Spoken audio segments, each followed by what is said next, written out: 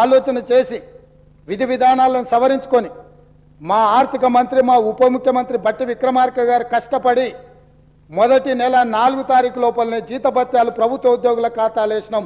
ఈసారి మొదటి తారీఖు నాడు ఈ రాష్ట్ర అభివృద్ధి కోసం అభ్యున్నతి కోసం నిరంతరం పనిచేస్తున్న ఉద్యోగస్తులకు మొదటి తారీఖు నాడు జీతభత్యాలు వాళ్ళ ఖాతాలో వేసినాం.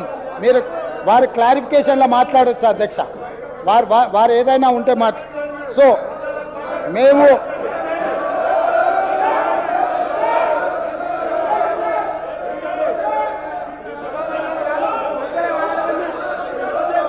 అధ్యక్ష దాదాపుగా మొదటి తారీఖు నాడు 4,800 కోట్ల రూపాయలు ప్రభుత్వ ఉద్యోగులకు పెన్షన్దారులకు speaker sir I'm not yielding శాసనసభ వ్యవహారాల మంత్రిగా వారు పనిచేసిన అనుభవం ఉంది హరీష్ రావు గారికి.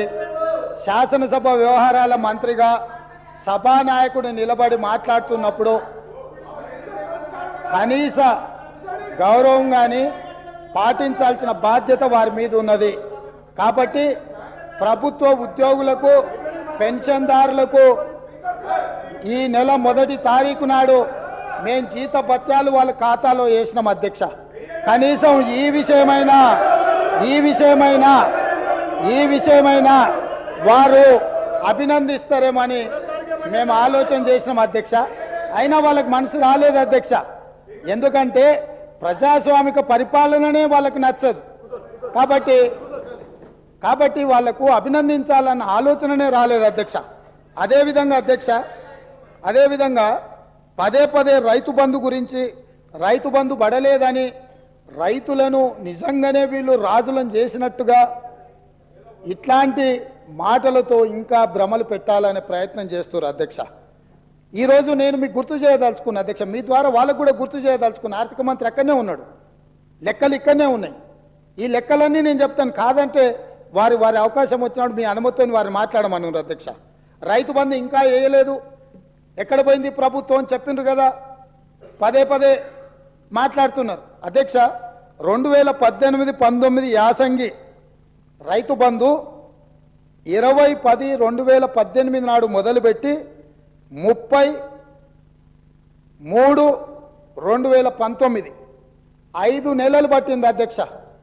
2018-19లో యాసంగి పంట రైతు బంధు డిసెంబర్ 10 నెలలు మొదలు పెడితే 19లో మార్చి 30 తారీఖు వరకు వేసింది అధ్యక్ష. 5 నెలలు పట్టింది వాళ్ళకు 2018-19లో రైతు బంధు వేయడానికి.